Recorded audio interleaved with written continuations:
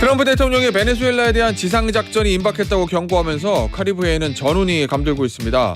트럼프 대통령이 이 시점에 왜 베네수엘라 공격 카드를 꺼내던 건지 민정원 국립외교원 미주연구부 교수 전화로 연결해서 이야기 나눠보겠습니다. 교수님 안녕하세요. 예, 안녕하세요.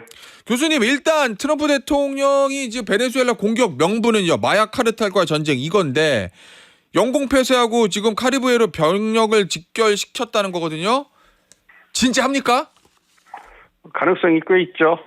말씀해 주신 것처럼 이미 베네수엘라 영공하고 해상을 다 봉쇄해 버렸잖아요. 그리고 나서 미국 갖고 있는 추첨단 정보 시설을 시스템을 가동을 해가지고 이 마약 카르텔 요인이라든지 마약 제조 시설을 이미 다 파악을 했을 겁니다. 그래서 상황을 보다가 베네수엘라가 미국의 뜻에 호응할 가능성이 없다라고 추정 판단하게 되면 트럼프 대통령이 결정을 해서 카르텔 요인이나 카르텔 요인을 암살하거나 마약 제조 시설을 직접 타격할 가능성도 꽤 있다고 보고 있습니다. 아니 근데 미국 의회에서요, 교수님, 이거 공격 금지하는 법안도 발의했다고 하는데 이거 의회가 반대해도 대통령이 할 수 있어요? 트럼프 대통령이? 할 수 있습니다. 어쨌든 군 통수권자가 대통령이 있기 때문에 물론 의회가 전쟁 권한법이라고 그래가지고요. 전쟁을 선포할 권한이 의회에 있다고 연방 헌법에 돼 있어요.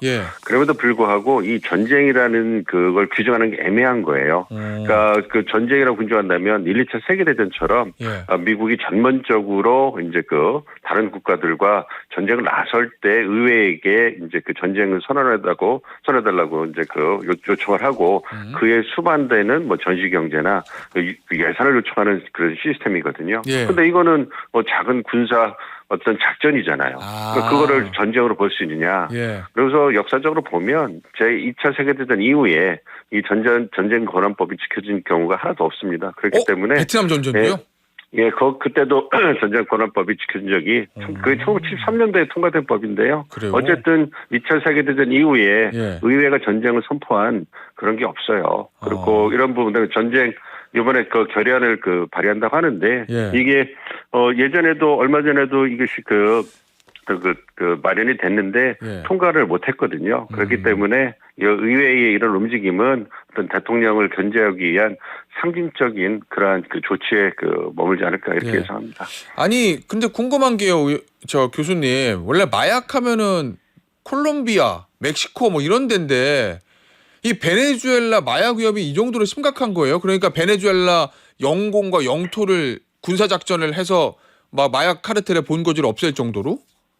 그거는 아니고요. 여러 가지 요인이 합쳐진 것 같아요. 그러니까 트럼프 행정부가 가장 주요한 전략적 우선순위로 두 가지를 놓고 있는데 하나가 본토 방어예요. 홈랜드 시크리트하고 두 번째가 중국 견제인데 이게 베네수엘라에 대한 마약과의 전쟁은 이게 본토 방어로 들어가는 거예요. 그래서 아메리카 대륙에 있어가지고 마약이 미국으로 유입된다든가 중국이 자신의 뒷마당에 영향을 확대하던가 이런 부분에 있어서 미국 본토와 서반구에서의 미국의 영향력을 확대하겠다.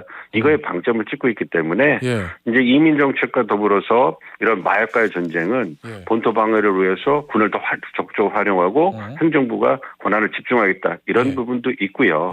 또 이게 베네수엘라 마두로 정권이 이제 좌파 정권이기도 하고요. 최근에 부정선거로 인해 가지고 논란이 많았거든요.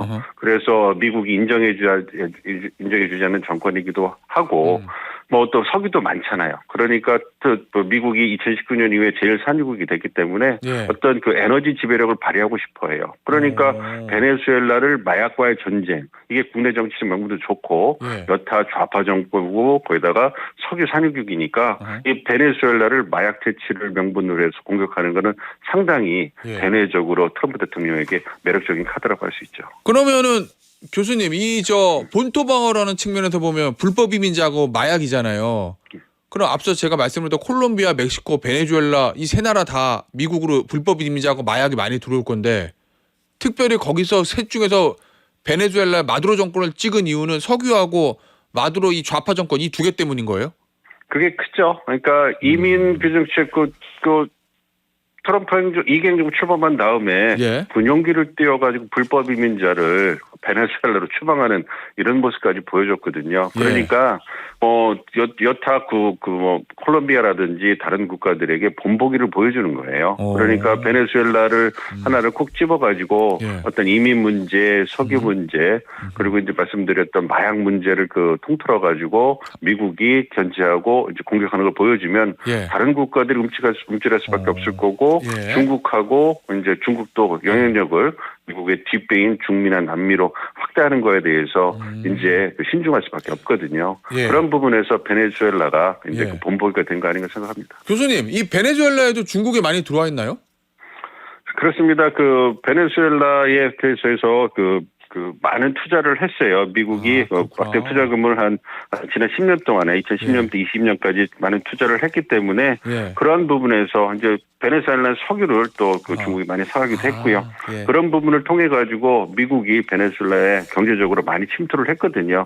그런 부분을 미국 행정부가 모를 리가 없죠. 그렇지만 이 중국 견제 수위를 얼마나 본격적으로 할 거냐. 요거는 행정부랑 차이가 있었는데 트럼프 행정부는 아시는 것처럼 뭐 중국 견제에 있어서 적극적으로 나섰잖아요. 그렇기 때문에 베네수엘라를 적극적으로 때리는 거고 이 부분에 대해서 중국도 미국과의 관계에 있어서 상대적으로 열세에 있기 때문에 불편을 하겠지만 그냥 신중하게 보면서 만약 미국이 베네수엘라를 때리면 중국은 그냥 그러한 일방적인 미국의 행태에 비난을 하겠지만 개입은 못할 겁니다.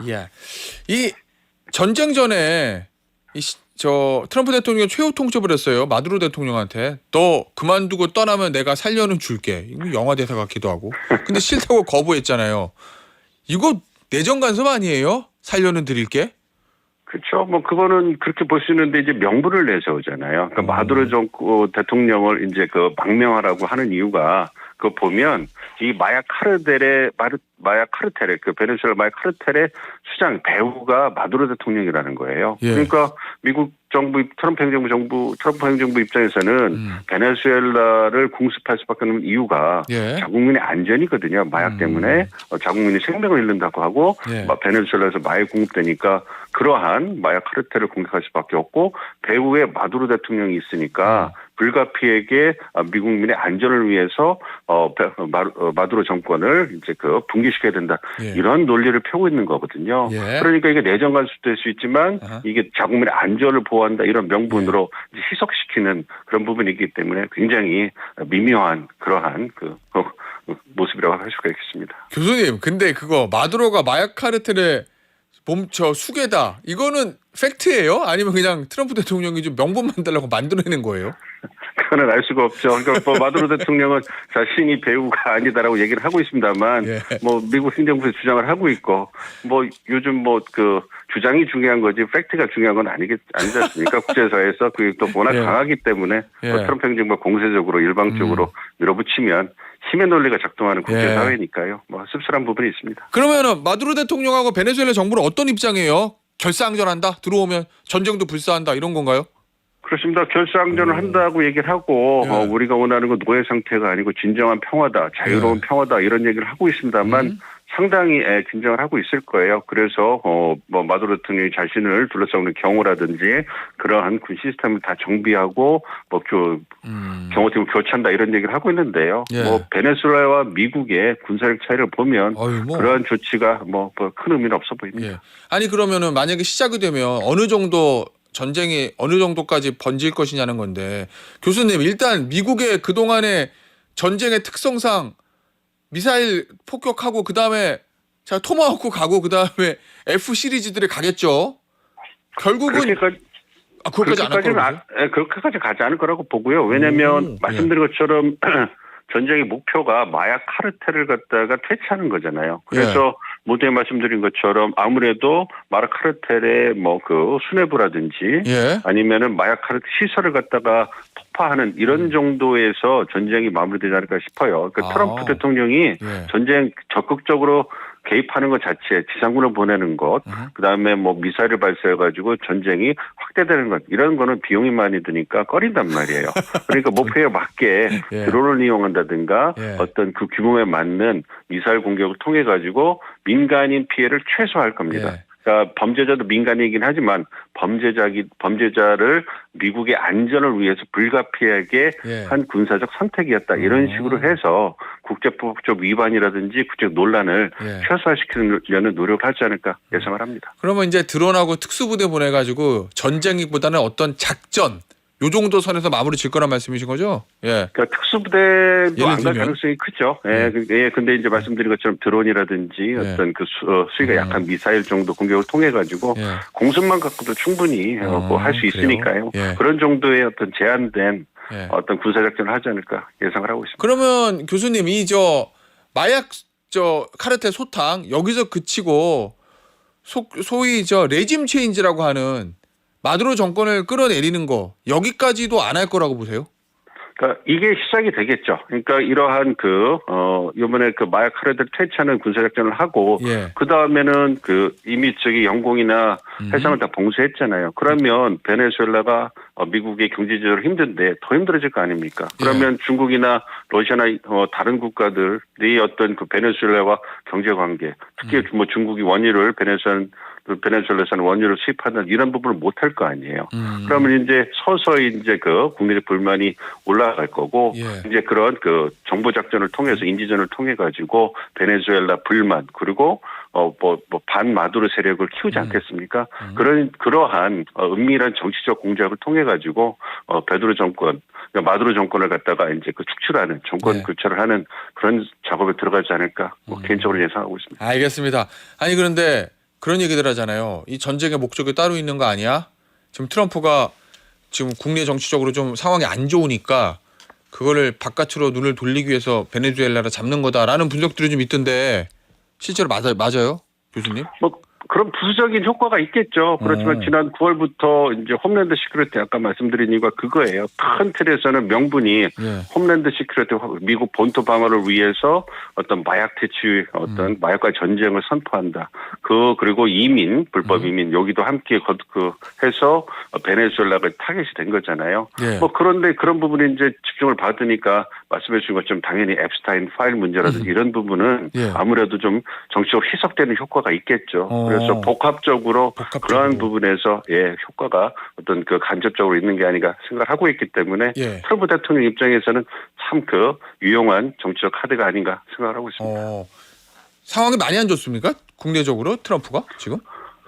트럼프가 마가의 3분의 1이 돌아섰다 이런 제 기사도 봐가지고요. 그런 부분은 좀 지켜봐야 될 것 같아요. 현재 지층이 흔들리고 중도층이 흔들린다 이런 여론조사가 나오고요. 지지율이 좀 떨어진 건 사실인데 그것이 트럼프 대통령이 어떤 정치적 권한이라든지 영향력을 많이 흔들 정도가 되느냐 이거는 또 지켜봐야 되는 거거든요. 그리고 또 물가라든지 생필품 가격이 너무 올라서 관세 부과에 대한 불만이 이제 거기에 많이 표출됐거든요. 그러니까 이건 별개적인 문제란 말이에요. 그래서 그러한 부분이 영향을 미칠 수 있는가를 좀 봐야 되는데 여전히 트럼프 대통령의 권한을 막강하고 그러한 여론조사의 지지층 분열의 가능성은 크지 않다 이렇게 보고 있습니다. 알겠습니다. 교수님 마지막 질문 될 것 같은데요. 관세 협상, 요 관세 정책과 관련해서 지금 미국 연방대법원 판결 나오잖아요. 이거 어떻게 될 것 같은지 미국 현지에서 좀 예측이 좀 나오고 있습니까? 그러니까 법리적으로 보면 위헌 판결 가능성이 크다고 봐요. 그런데 이제 정무적인 판단을 연방대법원이 할 가능성은 배제할 수 없다라고 하기 때문에 결과를 예단할 수 없다라는 그러한 전망이 나오거든요. 그러니까 연방대법원 입장에서도 삼권 분립해서 사법부의 독립이 중요한데 만약에 이렇게 트럼프 행정부, 굉장히 트럼프 대통령의 목소리가 크잖아요. 그런 상황에서 트럼프 대통령이 애지중지하는 제1의 정책에 대한 태클을 사법부가 걸어가지고 연방대법원이 행정부의 행로를 막는 그러한 모습이 보이면 그러면 후폭풍이 얼마나 크겠습니까? 트럼프 대통령이 가만히 있지 않을 거라고 예상이 되기 때문에 연방대법원의 정치적 독립이 상당히 위협받을 수 있죠. 그리고 미국 국내 정치적으로 상당한 혼란이 예상이 되기 때문에 과연 그러한 정치적 혼란과 어떤 정치적 독립에 대한 후폭풍을 감당하면서 연방대법원이 그러한 위헌 판결을 낼 수 있느냐. 법리적으로는 가능성이 높지만 정무적 판단을 하면 그것을 이제 그 트럼프 행정부의 그 합헌이다 이렇게 인정할 가능성도 배제할 수 없다고 보고 있기 때문에 모두 다 신중하게 쳐다보고 있는 상황입니다. 알겠습니다, 교수님. 오늘 인터뷰는 여기서 마무리하도록 하겠습니다. 지금까지 민정훈 국립외교원 미주연구부 교수였습니다. 교수님 감사합니다. 예, 감사합니다. 지난 9월 2일 미군은 카리브해에서 11명이 탄 베네수엘라 국적 마약 운반 의심 선박을 공격해 격침했습니다. 공격 후에도 2명이 살아있었는데 이들을 2차 공격해 사살했다고 백악관이 사실상 시인했습니다. 전쟁 범죄의 논란이 커지자 백악관은 대통령이나 국방장관이 아니라 현장 지휘관 결정이었다고 말해 꼬리 자르기 논란이 일었습니다. Did Admiral Bradley order that second strike because there were still survivors after the initial strike? Again, as I read for you, Admiral Bradley worked well within his authority and the law. 백악관은 트럼프 대통령이 안보팀을 소집했다고 밝혔습니다. 이번 논란에 대한 대책 마련에 나선 것으로 보입니다. 동시에 최후 통첩을 거부한 것으로 알려진 마두로 정권 전복을 위해 베네수엘라 본토 공격 여부도 논의했을 것으로 관측됩니다. 트럼프 대통령과 루비오 국무장관, 헤그세스 국방장관, 케인 합참의장 등이 참석했는데 회의 결과는 아직 알려지지 않았습니다. He's the commander-in-chief. It's part of his responsibility to ensure that peace is ongoing throughout the world. I'm definitely not going to detail. 마두로 베네수엘라 대통령은 연일 대중 집회에 참석하며 굴복하지 않겠다는 뜻을 분명히 했습니다. No queremos la paz de los esclavos, ni queremos la paz de las colonias. 베네수엘라 의회는 자국 선박에 대한 미군의 2차 공격을 민간인 살해 전쟁 범죄로 규정하고 조사 특위를 구성했습니다. 워싱턴에서 SBS 김용태입니다. 당신과 가족의 안전을 보장할 테니 즉각 사임하고 측근들과 망명하라. 트럼프 미국 대통령이 마두로 베네수엘라 대통령에게 전화로 최후 통첩을 보냈다고 미국의 마이애미 헤럴드가 보도했습니다. 하지만 마두로 대통령이 세계 어디서도 체포되지 않는 글로벌 사면과 군부 통제권 유지까지 조건으로 내걸어 협상은 결렬됐다고 전했습니다. 트럼프 대통령은 통화 사실은 인정했지만 말을 아꼈습니다. Mr. President, would you say it went well? I wouldn't say it went well or badly. It was a phone call. Yeah. 하루 전 트럼프 대통령은 베네수엘라 영공 폐쇄를 경고해 미국의 지상 공격이 임박했다는 관측이 나오고 있습니다. 긴장이 높아지는 가운데 미국이 마약 운반선 격침 작전으로 20척 넘는 배를 침몰시키고 70여 명을 숨지게 한 데 대한 논란이 커지고 있습니다. 특히 미군이 지난 9월 2일 마약 운반 의심 선박에 대한 1차 공격 후 보트 잔해에 매달려 있는 생존자 2명을 추가 공격해 살해했다는 의혹을 워싱턴 포스트가 제기했습니다. 공화당을 포함한 상하원 군사위원회는 전쟁 범죄라며 강도 높은 진상규명을 예고했습니다. It is a war crime, and so I do believe that the Secretary of Defense should be held accountable for giving those kind of orders. 지지율이 재집권 후 최저로 곤두박질친 가운데 전쟁 범죄 의혹에 대한 초당적 조사까지 예고되면서 베네수엘라 공습을 감행할지 트럼프 대통령의 고심이 깊어지고 있습니다. SBS 곽상은입니다. 미군이 카리브해에 마약 밀수 의심 선박을 공습한 직후 곧바로 2차 공격을 가해 살아남은 생존자들까지 사살한 사실이 알려져 파장이 일고 있습니다. 저항 불능 상태의 상대를 사살한 행위는 전쟁 범죄라는 비판이 나오고 있습니다. 미 워싱턴 포스트는 미국의 마약 운반선 공격이 시작된 지난 9월 2일 당시 작전을 지휘한 프랭크 브래들리 제독이 헤그세스 국방장관의 명령을 이행하기 위한 2차 공격을 지시했다고 최근 보도했습니다. 11명이 탄 선박을 미사일로 공격한 이후 생존자 2명이 잔해에 매달려 있는 모습이 확인되자 이들을 살해하기 위해 추가로 공격을 했던 겁니다. 당시 도널드 트럼프 대통령은 테러리스트 11명이 사망했다고 밝히며 작전 과정을 담은 영상을 공개한 바 있습니다. 보도 이후 헤그세스 장관은 소셜미디어에 이런 매우 효과적인 공격은 치명적이고 강력한 공격으로 설계됐다고 썼습니다. 그러면서 카리브해에서 진행 중인 작전은 미국 법과 국제법에 부합한다면서 명령을 내린 사실 자체는 부인하지 않았습니다. 하지만 논란이 커지자 백악관은 현지 시간 1일 트럼프 대통령이나 헤그세스 장관이 아니라 브래들리 해군 제독이 무력 충돌법에 따라 판단한 일이라고 부랴부랴 진화에 나섰습니다. With respect to the strikes in question on September 2nd, Secretary Hegseth authorized Admiral Bradley to conduct these kinetic strikes. Admiral Bradley worked well within his authority and the law, directing the engagement to ensure the boat was destroyed and the threat to the United States of America was eliminated. 정치권에서도 미군의 조치를 놓고 진상규명 목소리가 커지고 있는 가운데 레빗 대변인은 트럼프 대통령이 관련 논의를 하기 위해 국가안보팀을 소집했다고 밝혔습니다. 트럼프 대통령이 마약과의 전쟁을 선포한 뒤 미군은 중남미 해역에서 마약 밀수 상선 등을 대상으로 20차례 공습을 진행했습니다. SBS 김민정입니다. 미 트럼프 정부의 전방위 압박을 받고 있는 베네수엘라 마두로 대통령이 현지 시간 13일 집회에 나가 미국인들을 향해 평화를 위해 단결하자고 호소했습니다. 미국 CNN에 따르면 마두로 대통령은 이날 베네수엘라 수도 카라카스에서 열린 집회에서 미국인들은 아메리카 대륙의 평화를 위해 베네수엘라와 연합해야 한다고 말했습니다. 그는 미국이 또 다른 장기 분쟁에 개입하지 말아야 한다며 누구도 부당한 전쟁을 원하지 않는다. 더 이상 리비아도 아프가니스탄도 없어야 한다고 강조했습니다. 도널드 트럼프 미국 대통령에게 전달할 메시지가 있냐는 CNN의 질문에는 딱 이 한 단어로 답했습니다.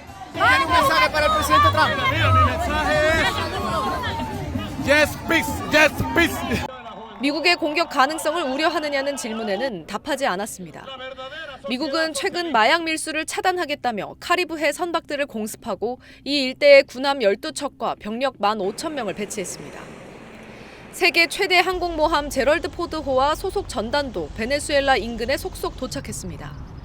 1989년 파나마 침공 이후 카리브해에 최대 규모 병력이 배치된 건데 미국이 베네수엘라를 대상으로 군사 행동을 준비하는 거란 관측도 나오고 있습니다. 베네수엘라는 미국의 진짜 목적이 마두로 대통령 축출이라면서 거세게 반발하고 있습니다. 이런 가운데 피트 헤그세스 미국 국방부 장관은 오늘 자신의 소셜미디어에 트럼프 대통령의 지시로 마약 테러리스트를 겨냥한 새로운 군사작전을 준비 중이라고 발표했습니다. 작전의 구체적인 내용은 언급하지 않았지만 블룸버그 통신은 미국이 카리브해와 동태평양에서 마약 운반 의심 선박에 대한 공습을 강화할 걸로 보인다고 전했습니다. SBS 김민정입니다.